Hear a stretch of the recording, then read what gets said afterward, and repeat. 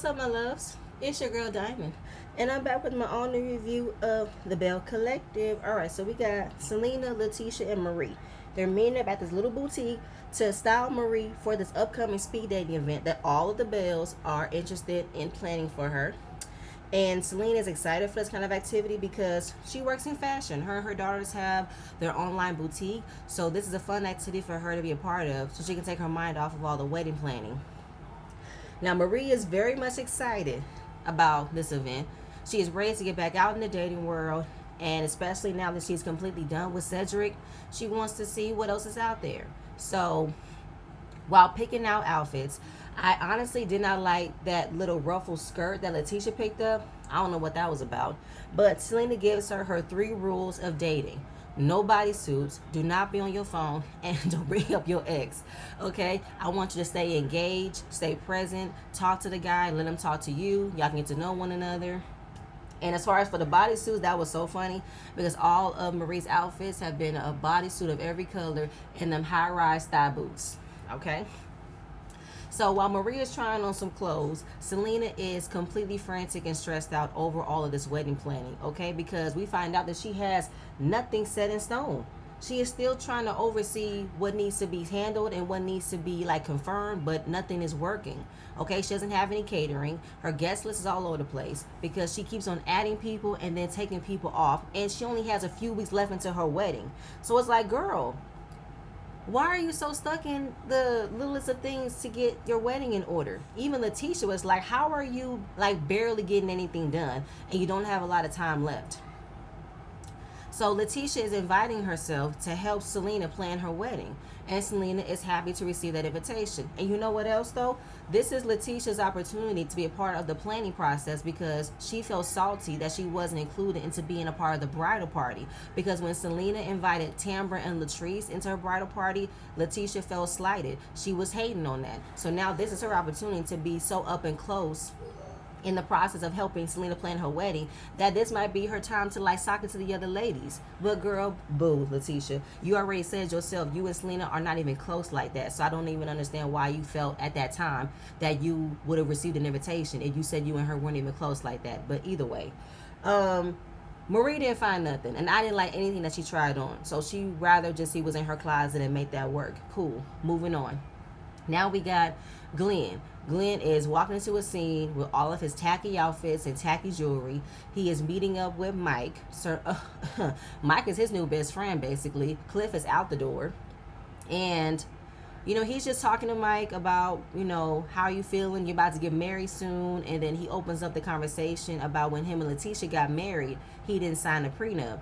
And neither did Lateshia. He's wondering if Selena and Mike are going to do the same thing. He said, hell no, I don't care about that. If I lose, I lose. That don't matter to me.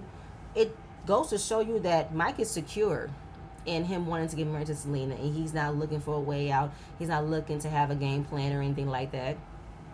So then Glenn mentions that Lateshia told him that she wanted to get him to sign a post-nup, and he was confused about what exactly is a post-nup. Mike said, well, that's pretty much her securing her assets. In case the marriage doesn't work, then whatever she brings in is back to her. No problem. So if she is, providing any extra money from all of her opportunities, then that goes to her. But for some odd reason, in Glenn's empty mind, he's believing that wanting to sign a post-nup is a sign of a divorce. No, it's not. It's not a sign of a divorce. It is a sign to have a conversation about protecting what could be mine and what could be yours if the marriage doesn't work. If we're splitting our assets 50-50, okay? Because knowing that after all these years, you've been the provider, you've been the money maker, but now Lateshia is taking the reins on making sure she has her finances in order. She is now taking the step of building her own financial security as she should. So whatever I bring into the table, I want to make sure I have rights to it. I think that you are feeling a way that you might not have rights to it. You might not have no access to it, as well as having the control over it. So miss me, Glenn. Like, you just want to look at things as a negative for you to feel away when it shouldn't look as a negative. It's just having open conversations. So he asked Mike, how did you feel when you was going through your divorce? Could this have been a problem? I think he said no. My situation was completely different, and you guys are still living together. You guys are still co-parents, and you guys are still operating as a married couple. So it's not looking like it's leaning towards a divorce. But I don't know why you're thinking like it could be something when it's not actually is anything. She's trying to get your attention. She's trying to have open conversations about how to move forward while staying in his marriage. But you know what? I'm done with Lateshia and Glenn because they keep on playing on my intelligence like I'm not catching the bullshit. Because y'all keep on playing in y'all marriage, acting as if you want out, he want out, and y'all not doing nothing about it. But, Mike was surprised about Glenn going to a divorce lawyer because once you start that process, you cannot go back. And hopefully they can get back on the same page. Fine, cool, we're moving on. Excuse me. So now we got the big three, which is Tambra, Latrice, and Selena. They're heading over to Latrice's house to do some yoga, just hang out. And they do a yoga session, and they talk about Carrie and Latrice's influencer event. And it was a really, really good event. Now, they discuss about how petty Lateshia and Marie were because for you to act like you did not understand what the event was about and you're looking confused and you don't know what is the purpose of people doing dance challenges and unscrambling words got to do with being a content creator, that's because you guys don't want to show support to something that you guys want to feel salty about when ain't got nothing to be salty about for. You know what I'm saying? This whole loyalty and picking sides things was an unnecessary thing to have an argument about. Because how are we supposed to be about a sisterhood if you want to talk shit about somebody else's event? Make it make sense. So then we end up talking about Selena's wedding. She was able to go through some hurdles, okay, because she was looking for an officiant. Tambra found one for Selena, but he couldn't do the wedding. And now we have Latrice's mom's pastor who's able to officiate and do the wedding. And Latrice says she's feeling a bit left out with the wedding process because Selena is so much involved in everything and she puts a lot on her shoulders to do everything. So she's not really opening up the reins of allowing for other people to handle certain things for her. And then as far as talking about her wedding problems, then she talks about hearing a conversation with Mike that she heard from Mike that Glenn went and spoke to a divorce lawyer. So they were like, a divorce who? Come again? So then we just go back to last season about how Lateshia revealed that when she first left Glenn, she was left with less than $4 and she couldn't even afford to buy her a hamburger. And Tamara was like, why would you want to go back to a man that left you with nothing? You know what I'm saying? Like, are you trying to build on something so that way you're not left with nothing again? Because if you're not trying to fix what could be broken, then why should we support that? Okay? And I'm on Tambra's side. She said, I'm all for supporting marriages. I'm all for black love. You know what I'm saying? But when a love can be toxic and you're not happy, I can't support that. And they don't believe that Lateshia should go through this kind of emotional roller coaster because we have witnessed you going back and forth with your husband. We witnessed the pain that he has endured on you, and you're still trying to stick around. And we're finding out that he might have went to a divorce lawyer. I don't begrudge Tambra. Tambra has an absolute point because, girl, you can't expect for us to just understand what you have going on with what's going on in your marriage if we know you're not happy. But they believe that Lateshia should divorce Glenn before it's the opposite. Now, Selena's in her confessional talking about if they do decide to get a divorce, I'm going to support them. If they're going to stay together, I'm going to support them. But I need to talk to my friend. Even though she said in the scene she hasn't seen Lateshia since Carrie's event, but then the conversation with Mike was very recent. So, were you thinking about your friend before you decided to talk about her business in front of these ladies, Selena? Let me understand that. So then we have Marie. Marie is meeting up with her father, who she talks to every single day, but there hasn't been a lot of one-on-one interaction because her children, her grandchildren, have taken over her time and her attention. Her father's doing good. I think this is the first time we're actually seeing a full scene with Marie's dad. And we also discussing Marie's health. She has lupus, but she's been, going through a lot. Her body's been feeling very fatigued. She talked about her white blood cell count being low. And then she said she had discovered there's some cysts in her breast that she needs to remove them. But she plans to remove them in the springtime. And then she says she's not trying to prioritize work over her health, but there's still work to be done. Marie, your health should come before anything. If you know you have to get rid of these cysts, then get rid of them. Work will come later, and you have been a successful entrepreneur for over 20 years. I believe that you can let go to give your body a chance to rest and recover. It's in the same conversation what Latrice did the first part of this season with her not going through the surgery of getting her fibroids removed because she's so concerned about how the business is going to be handled if she is resting because she oversees everything. So this is what Marie issue is. She is worried if the business is going to still handle itself if she is taking time out for her health, but she should. She really really should. So then we're just reflecting about how far Marie has come with her businesses. She's opened up another methadone clinic, you know what I'm saying? And just asking her father, did you think that we would have made it this far? Did you think that my business would have been so successful? At first he said no, but he knew when they made it when he looked at their billboard. It was a billboard from way back when with Marie and Essie about their methadone clinic, and that is a huge moment that you made it, that your business is very much successful, and showing support from her father, how he was there for her with her helping her with her children while going through school and navigating her business. And she said there's not a lot of people that come with successful stories like me. Then we talk about Jerez, right? She had a conversation with him about what he wants to do in his life, and he wants to have his own business.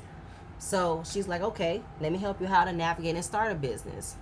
Because her son wants to open up a dispensary, but where is the capital coming from? So as far as thinking you can easily start a business, become an entrepreneur, knowing that it takes a lot of hard work, it has a lot of time and money and energy to put into being an entrepreneur. It's not something that you can just happen overnight. So her father had the idea of getting all of her kids together so that way she can teach them and let them know how she got this far in her business and how she wants this to be a legacy for her children, which is a good idea. You know what I'm saying? Tell them how your mother got their start. You know what I'm saying? So then we get to the speed dating event, and the ladies are hosting it for her. She's reflecting on her her relationship with Cedric. And Cedric felt like Marie wasn't submissive enough. She wasn't soft enough. And asking her father, do you think I'm soft? Do you think I can be submissive? He said, I've seen you acting both ways. Because when somebody gives you soft, then you become soft. If somebody treats you rough, then you're going to give them rough. I agree. Women need to be in a safe space in order to be soft, okay? Because I can't just give you what you want if you're not giving me a space for me to become that. You know what I'm saying? And apparently, what she been through with Cedric wasn't honest with what he was doing. So to expect for Marie to change how she is to appease him, no, that's not going to work. So moving on from there, then we got Selena and Lateshia. She's going over her wedding planning. She's on the phone with her wedding planner, Miss Stacy, talking about the bridal showers coming up, then the ceremony, and it's crunch time, okay? They need to have a design set up. Miss Stacy was introduced to Selena at Letitia's Friendsgiving brunch, so she's designed several of Letitia's brunches. And then when Lateshia walked in, Miss Stacy was telling Selena it takes about a year to plan a wedding. Listen, as far as learning that it does take some time to plan a wedding because you need to have almost all the details ready to a T. You gotta have the venue, you gotta have the catering, you gotta have the designs, you gotta have the colors. If you want a photographer, if you want a limo, you know what I'm saying? If you want a whole lot of different added elements for your wedding, yes, that's gonna take some time and money to have it all set up, right? For my wedding was a beautiful wedding in the backyard of my grandmother's house, but it was a stressful 3 months because that's how long we had. Because I just got engaged at the beginning of the year, and before I can even accept that I'm a fiance, I have to also be met with the conversation about when you're getting married. Before I can even just be excited about being a fiance yet, I didn't even understand how it would feel to just be engaged, knowing that me and my husband don't believe in long engagements. We don't believe in stretching out, oh, we'll get married when we have the time. No, we wanted to have a real proper wedding. We wanted to have the proper conversation to set up something. But the excitement that my family had that one of their grandchildren of my generation was getting married, everything was like full speed ahead. Okay, traveling down to LA to find my mama dress, find my wedding shoes.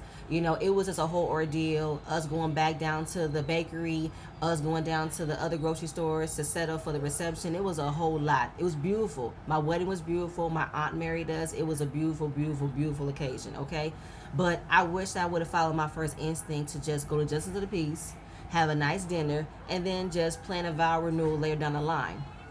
I mean, it can still happen. Me and my husband been married for over 10 years. And I've had multiple conversations about how I will want a vow renewal. And I'm in a proper headspace to really say, okay, I can think of something different, something more intimate, something that can still be beautiful, right? So I can feel what Selena is dealing with. And of course, we're talking about how the ceremony design is two different designs. The reception hall, she wants it to have like a boho thing, and then no, I'm sorry. The the wedding is gonna have a boho theme, and then the reception is gonna have a glam theme. Selena, why are you trying to mix two different styles? Like for two different, like, why can't you just have one style and let that be it? Why have two? The planner is recognizing about how Selena just cannot make up her mind because she keeps on changing it up, and I'm noticing. Okay, and you know, she the wedding is less than 30 days. Okay, and there's so much to do. There's not a lot of time left. She wants it to be big. She wants it to be memorable. It's a really big occasion. It is her second marriage. Okay, she wants it to be right. She wants it to be perfect. I'm finding out also Selena has a superstitious reason for getting married because she wants her marriage to be no, she wants her wedding to be on the fourth month, on the fourth Saturday at 4 o'clock because she sees angel numbers 444 everywhere. Okay, so she can just feel like the angels are watching her loved ones are protecting her, and she does not want to get married on the same day next year because it's not going to be on a Saturday, it's going to be on a Sunday, and it's not going to work out. Selena, I hear you on that because it is such a coincidence about how me and my husband got married on March 19th without realizing that our first date was September 19th, and it's like 19 has been our number. I'm just like, dang. So I feel you on that. I really do. So it's just a whole lot. Selena needs to pick a design and say, I want this one, let it be done. And as far as like her dealing with a whole lot with planning a wedding, she remembers the conversation she had with Mike about Glenn meeting up with a divorce lawyer, and that she did not want to talk to Lateshia about it at that moment because all the focus is on her wedding. No, Selena, this would have been a good time for you to tell Lateshia about what else is on your mind other than your wedding, okay? But to say I just want to put all the focus in on my wedding, no, no, Selena. It sounds to me you're setting up to ambush Lateshia for something that she should have been told in a proper way. But don't worry, I'm gonna have my opinions about that when we get there. So the day of Marie's speed dating event has arrived, and everybody brought their own contestant for the speed dating event. And Marie brought her older daughter, Amber. And Marie's gonna be blindfolded. Okay, she's not gonna know what these guys look like, and everyone is going to ask questions to see if they can impress Marie. And she has to ring the bell if she doesn't like the guy, and whoever is left will win a one-on-one date with Marie that's gonna be catered and covered by Latrice's Restaurant Taste. I love that. So all these men were really not my type or cup of tea, and I did not see most of them being a contender for Marie. Right? One guy was too young. He was 28 and a fitness instructor, and I don't even know if he was really 28. You know. Then there was another guy. He was a saxophone player. He had a ponytail, and he could have been an option. Then there was one guy, he was 34, pursuing his PhD. He was cute, he had like a baby face. And then we got Carlos. Carlos was a 49-year-old aerospace government contractor. As soon as I heard that name, I said, that's the one, Marie. That's the one. This man got a very big fancy title, meaning he got a job. He's 49. He's within the age range. Love that. Then the final contestant for the speed dating event was this lesbian that Latrice had brought in. I'm like, no, ma'am. No, ma'am. No, ma'am.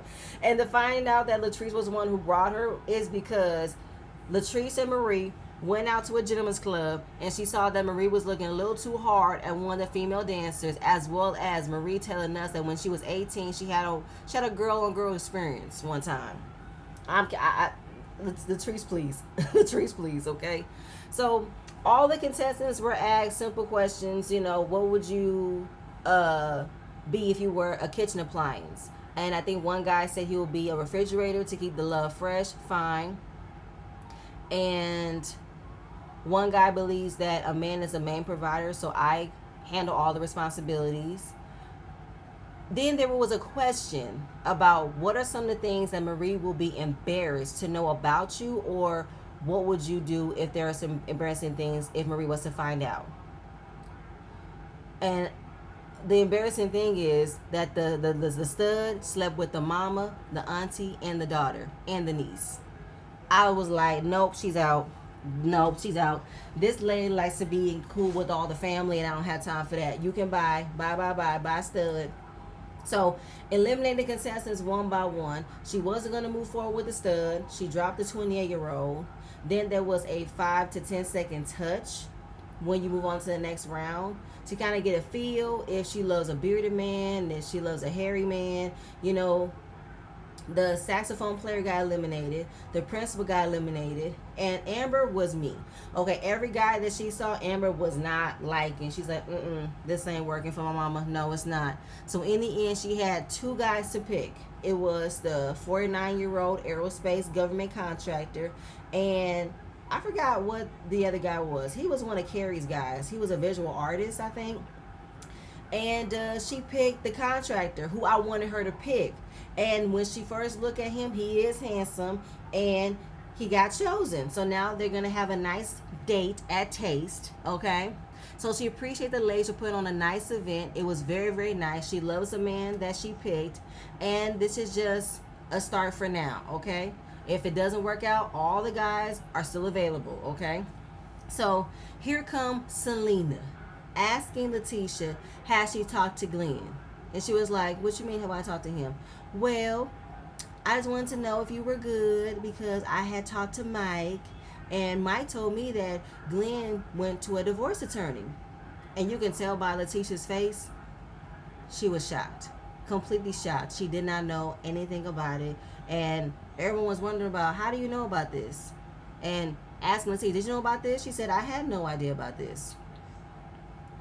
So Latrice ends up bringing up what she knew, and it's like, how did Latrice know? Well, Selena said, well, when I hung out with Latrice and Tambra, I mentioned that, and Latrice was like, okay, I'm going to get to the bottom of it, because she just wants to know, how did the conversation come about? What did Glenn actually say? No, be clear. Did he actually go to a divorce lawyer? So Selena said it was weighing heavily on her, and she wasn't sure how to let Lateshia know. So Lateshia said, did you know about this when I came over to your house talk about your wedding? Yes, I did know, but that wasn't on my mind to address that to you. But you chose to use this event to ambush her with that information. So Lateshia tells Selena, so you're doing something to me that I got nailed to the cross for when I did it to you. Yes. The way that Lateshia definitely did not keep Selena in the loop of finding out about the rumor. Even though she didn't have all the information, she did not know either to be true or not true. The fact that it was something rumbling, she did not tell Selena when she first heard about it. So I would say this is Selena getting her get back. I would say so. So, yeah, this is Letitia's karma. This is how it feels when you ambush people with information about their relationship, and you did not come up with a better, proper way of being a friend and letting them know by, putting them to the side, keeping them up on game. No, you use a big event where all the ladies are attending, and you ambush them and embarrass them. Or use your guard dog, Shantae, to come in and start problems on your behalf, because you want to keep your hands clean and not want to start no drama, but yet you got your friend coming in fighting your battles for you. So, Lateshia, it's like I really can't feel sorry for you, What I am embarrassed for is the way that you got presented this information. I think that's pretty much all I can feel for you.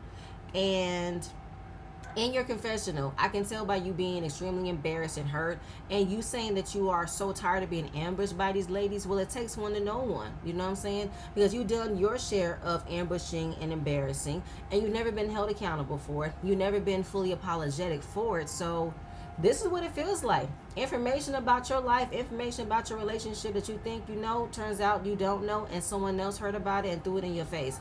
How does that feel? You know what I'm saying? Welcome to the club, you know?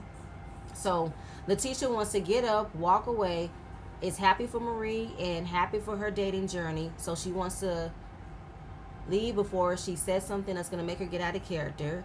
And she's going to get down to the bottom of it. So Selena is saying, I hope she's not mad at me. But to me, Selena, I think she has a right to be mad at you because you've had more than one opportunity to let her know what was going on. But instead, you chose to embarrass her in front of the ladies. And again, all I want from you is to just stand in the fact that you wanted to embarrass her. You wanted to get your give back because of what she didn't tell you about Mike and the baby rumor. Okay?